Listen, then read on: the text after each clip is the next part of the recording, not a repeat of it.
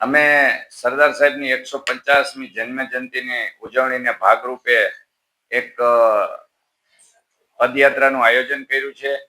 અને આ પદયાત્રા રાજકોટથી સ્વામિનારાયણ ગુરુકુળથી ચાલુ કરી અને ખોડલધામ મંદિરે અમે એને ધ્વજારોહણ કરી અને ત્યાં એને અમે સમાપ્ત કરશું.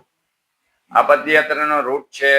રાજકોટ થી શરૂ કરી અને સાપર વેરાવળ થઈ ગોંડલ રાત્રિ રોકાણ કરી અને 27 તારીખે સવારે ગોંડલ થી ચાલુ કરી અને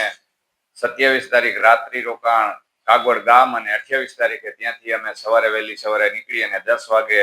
કાગોડ પહોંચશું અને ત્યાં ધ્વજારોહણ કરી અને ભોજન પ્રસાદ લઈ અને અમે ત્યાં એને સમાપ્ત કરશું.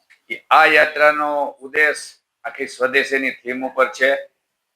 આત્મનિર્ભર ભારત દેશના આદરણીય વડાપ્રધાન નરેન્દ્રભાઈ મોદીનું એક સ્વપ્ન છે કે મારો દેશ વિકસિત બને અને સ્વદેશીની થીમ ઉપર આખી આ પદયાત્રા અમે યોજી છે અને આ પદયાત્રાની અંદર વચ્ચે સ્વદેશીના સ્ટોલ પણ અમે રાખેલા છે અને જેમ આપણે ભારતને આત્મનિર્ભર બનાવવા માટે સ્વદેશી વસ્તુ વાપરવાનો આગ્રહ લોકો સુધી પહોંચાડવાનો, સરદાર વલ્લભભાઈ પટેલના વિચારો યુવા પેઢીમાં ઉતરે અને સ્વદેશી અપનાવવાની થીમ સાથે આ આખું યાત્રાનું આયોજન કર્યું છે. આ યાત્રાની અંદર અનેક રાજકીય લોકો, સામાજિક લોકો અને ઉદ્યોગપતિ પણ અમારે સાથે જોડાયેલા છે ને ત્યાં જ્યારે અમારી ધ્વજારોહણનો કાર્યક્રમ છે ત્યારે સ્ટેજ કાર્યક્રમની અંદર નરેશભાઈ અને ભારત સરકારના મંત્રી મનસુખભાઈ માંડવિયા પણ ત્યાં રહેવાના છે અને આ યાત્રાની અંદર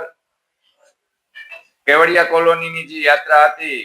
કરમસદ થી કેવડિયા કોલોની ભારત સરકાર યોજી હતી એમાં 11 લોકો આખા દેશમાંથી ચાલ્યા હતા અને એ 11 રાજ્યના લોકો હતા, અલગ અલગ રાજ્યના. એ લોકો પણ ત્યાં આવવાના છે,